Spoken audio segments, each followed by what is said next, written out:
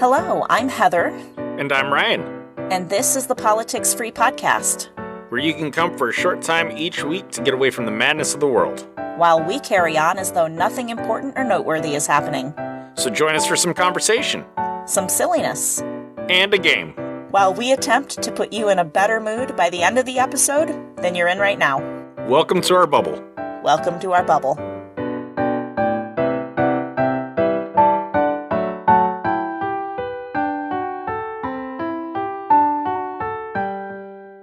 Hello, everyone. We're coming to you this week with a shorter than usual episode due to unforeseen circumstances, which included massive schedule interruptions and my inability to correctly save an entirely edited podcast episode. I'm going to try and act surprised since we didn't just do this. What? No way. Okay. We also messed up the beginning of this recording and are doing it again. Thank you, Ryan. You're welcome. Let's move on. We're just going to do a couple of short conversational topics that I got from a Party Questions app in their Deep Thoughts catalog. And no game this week, even though the intro says we have one. Sorry about that. Let's just roll. Wow. We'll roll. Things are going to be fine. Did you get my text, by the way, where I was like, oh, did you think of any answers? For the first one I did, and what would be the first and last sentence of your autobiography? Okay, so the question is, what would be the first sentence and the last sentence of your autobiography? So Ryan and I are both going to answer this one. Bro, you go first because okay. I was so busy. I only had a chance to think of the three nevers. Okay. So I did not get around to this. I'm going to just wing it. I'm going to wing it. Well, I'll tell you what.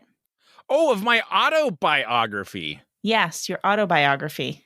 Okay. Now, do you have a great answer?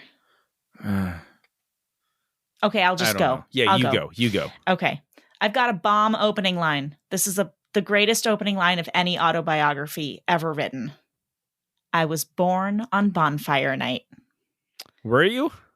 I was. What is bonfire night? It's Guy Fawkes Day. November 5th. Oh, okay. I thought it was relevant to South Africa. Yeah. Okay. Never mind. Okay. The last sentence. I died on bonfire night. No. Oh. Close. Very close. It's, I'm sorry that was so damn boring. I really don't have a very exciting life. It's not a life you write an autobiography about. It's pretty mundane, clippity-clop. I got to be real, but I'm pretty sure that most people don't have lives worth writing about, but they're able to cherry pick all the exciting moments in their life. Like I could probably write a book. I've been in some interesting situations and done some pretty. No, I was going to say you've had a much more interesting life than me. I think you could write an autobiography. I'd read it. Let's be honest, I'd probably ghostwrite it for you, too. Can we just be real for a second? What are you trying to say, Heather? You think my grammar not good? No. Why would you think that? Why would I think that? I just get the idea because you don't really like reading that writing might not be up your alley either. Hey, listen, I will tell you this. I took a college placement test, and I did pretty well on the reading and writing, even though I don't like reading. Okay. I do have the reading comprehension, if you will. Good for you. That's good stuff. And then the writing, I can know what's correct and what's not correct typically, but yeah, my writing's not great. I try to write good, real good. And read good too. Yes. So, I was born 2 days after bonfire night. Okay, we'll go back to the autobiography. I like it. And last sentence of your autobiography. FYI, my sister edited this for me. Okay. What are the three nevers of your life? Okay, so I would never murder anybody. Okay. I didn't even have that on my list, so now I feel bad. I will never eat squash ever. What? Like, not at all? Don't even bring it near me. Squash? You do not. Heather, do you know why I don't like squash? Because there's something slightly wrong with you mentally, probably. Heather, do you remember Bambi Nursery School? Yes, I do. They used to serve squash for lunch. I assume it was lunch. Yes. I don't think I would have been there long enough for dinner, and they probably didn't serve that for breakfast. Right. I don't even think they had breakfast. Irregardless, I didn't like it to begin with and was not interested in it and did not want to eat it. And I literally would have grown women holding my mouth open and then shoving the spoon into my face and shutting my mouth like this, shutting my mouth, to make sure I swallowed it. So I will not touch squash. Wow, you really fought them on that. I remember they just say to me, well, you can't go out and play unless you eat it all.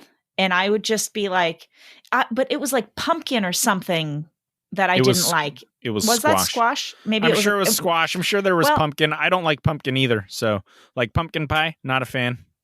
Well, you know what? I don't like pumpkin pie either, but I figured out that it's because of the spice in it, not because of the actual pumpkin. Oh, you know what? I lied a little bit. I will say that I've always enjoyed Mom's pumpkin fritters. Yes, those are excellent. I love the pumpkin fritters. But whatever this concoction, whether it was squash or pumpkin, and they put peanuts in it, as I recall, which seemed out of place just to a regular person. And so I would just like steel myself and I'd be like, okay, one big bite, Heather. That's all you got to do. One big bite of this crap and you can go out and play with these kids. And I just stuffed the whole thing in my mouth in one gulp so I could go play. And then I would spit it out outside so I didn't have to swallow it. Wow, I never thought of doing that. Yeah.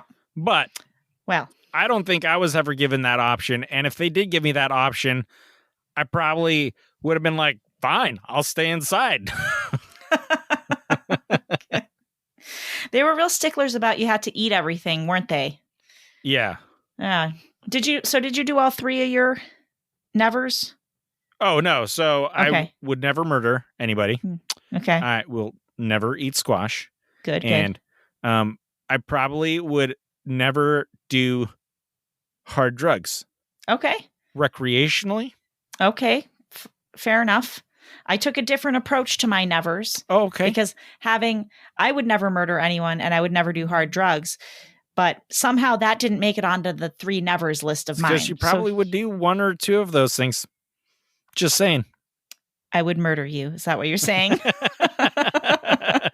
If I murdered anybody, it would be you. Little buddy. Little buddy. Okay.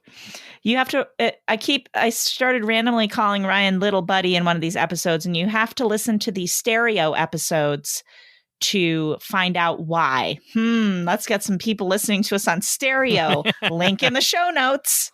Oh, listen, while I'm on the topic, just random interjection into the middle here. I literally every episode forget to do this. Listeners, if you have been enjoying this podcast, will you please do us a huge favor and share it on social media and rate it on Apple Podcasts or whatever podcast app you use if it lets you rate podcasts. And to be very clear, we're looking for 5 stars ideally. We will take 4. If you're going to go lower, please don't rate us. It's that simple, right?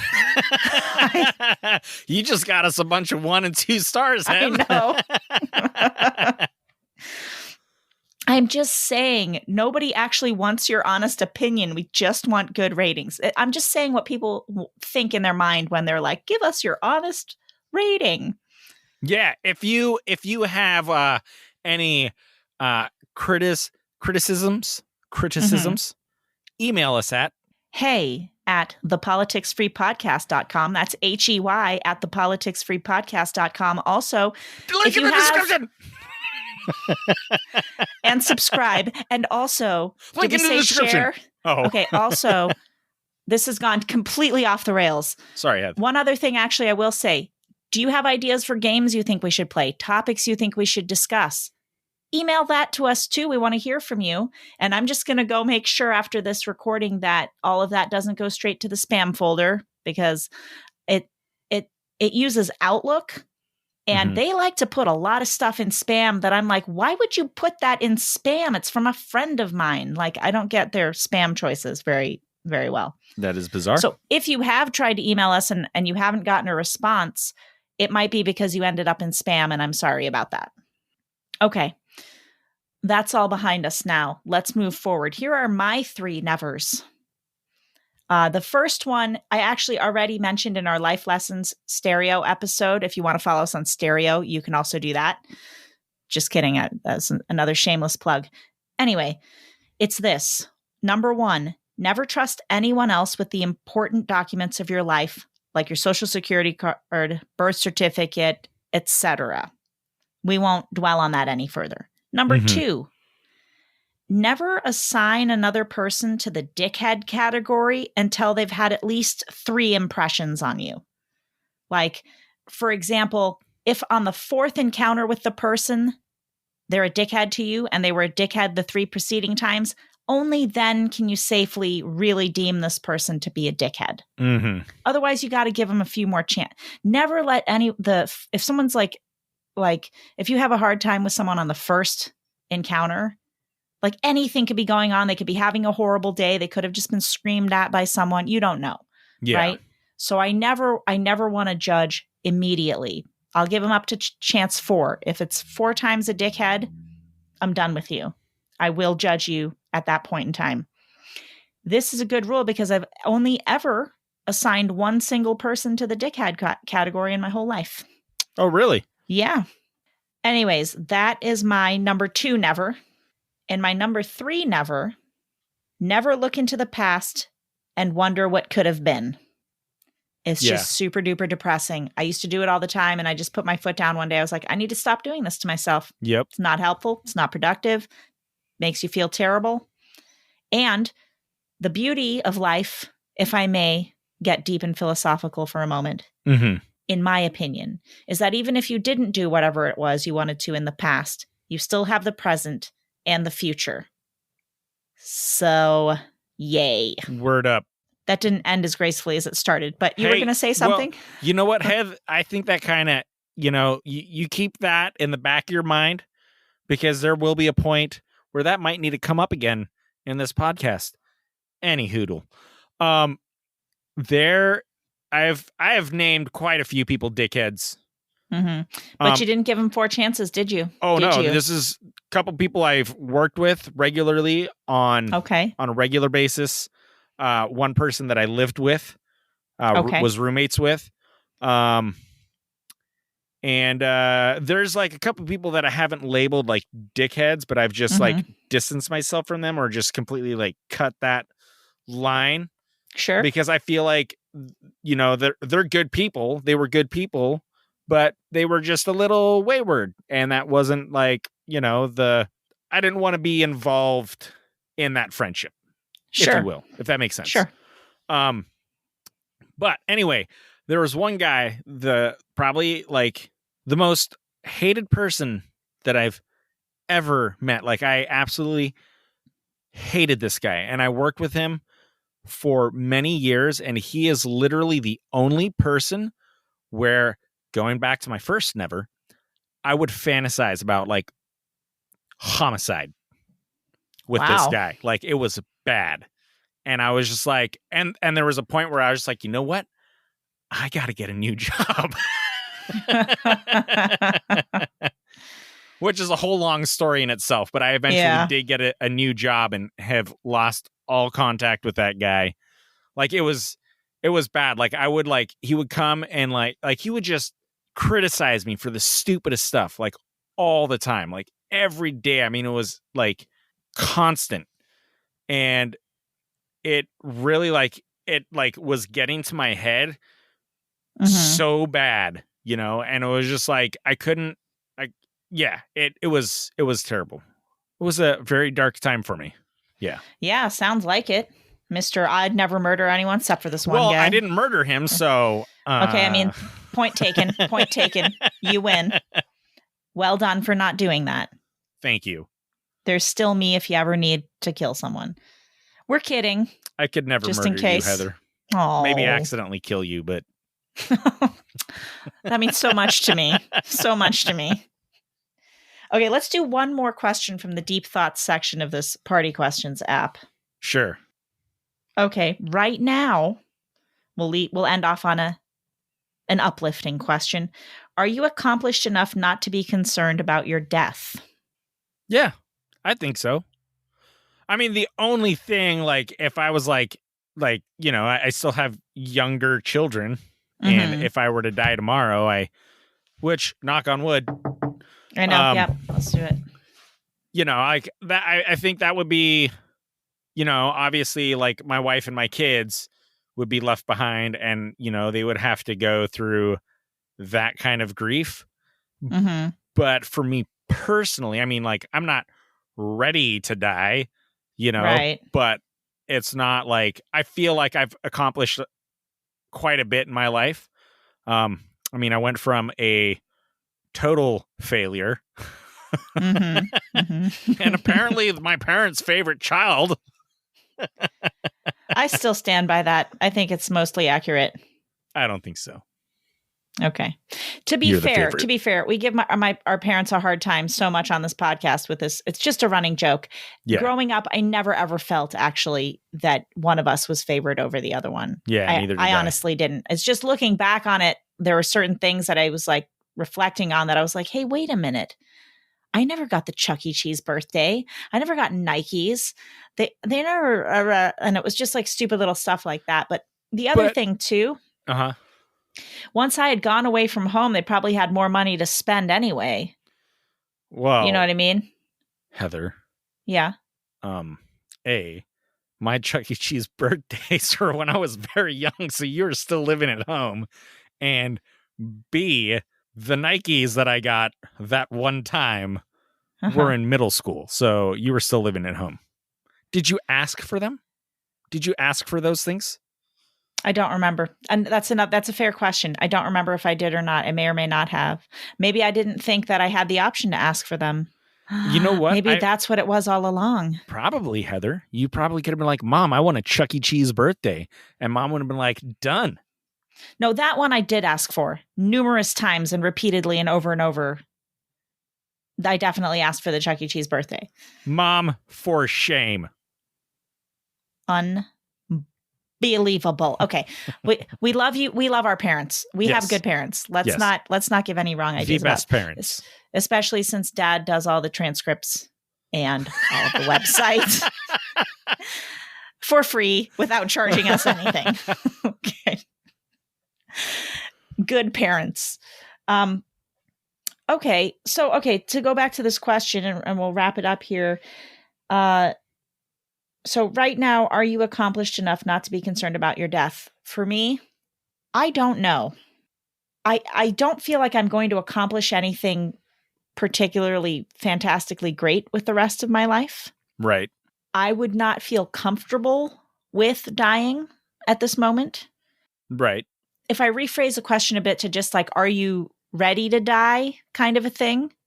Not that anyone's ever maybe necessarily ready to, but I think some people are sometimes in a better, like, I'm in the middle of too many things. Yeah. I think I'm in the middle of too many things to say, oh yeah, like no big deal if it happened tomorrow or whatever.